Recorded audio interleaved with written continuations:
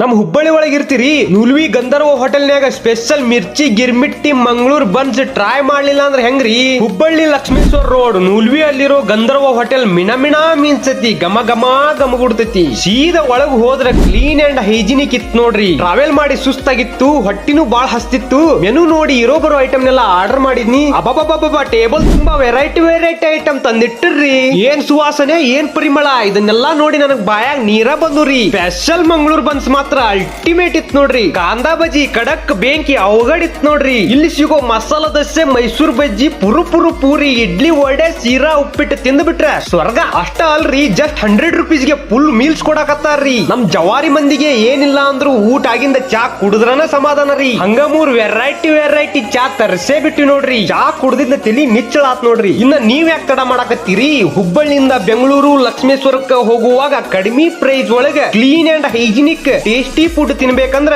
Visit Gandharva hotel Nulvi.